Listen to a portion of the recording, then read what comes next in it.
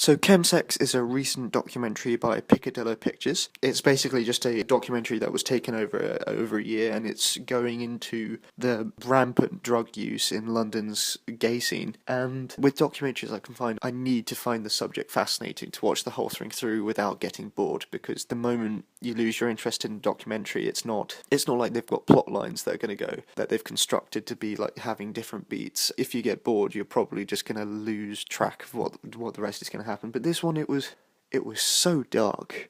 Like, I didn't realise before I started watching it was an 18, and it's an 18. Yeah, it's the most graphic documentary that I think I've ever seen. It's not inherently violent in any way, but it shows people doing the drugs, and then, well, it's chemsex, so you can kind of imagine what they do when they're on the drugs. And I thought it wasn't glorifying it in any way, obviously, because it's against drug use, but at the same time it felt naturally dark and interesting, and I thought that it presented it in a very fair way.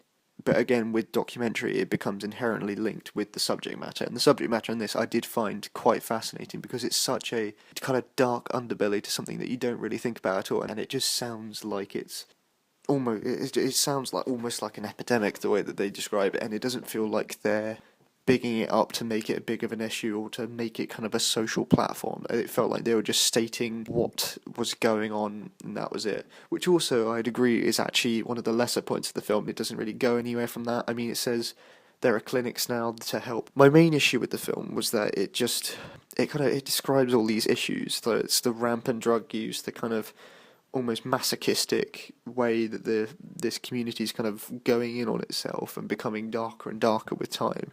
But it doesn't really address why any of these things are happening, why there's such small community, and if gay people are slowly becoming more and more accepted in society, why is this situation getting worse and worse? And they didn't really go into any of that or the psychology behind it. They just kind of went, like, they just talk to people and they go, "Why do you do on the scene?" And they're just like, "Oh yeah, just because we do it, just because it's there." Like, as in, this is what everyone does, and they kind of don't really go back to the origins of it at all. And I thought they did the thing a bit of a disservice, because it's kind of just saying, I mean, it just turns into a news article then.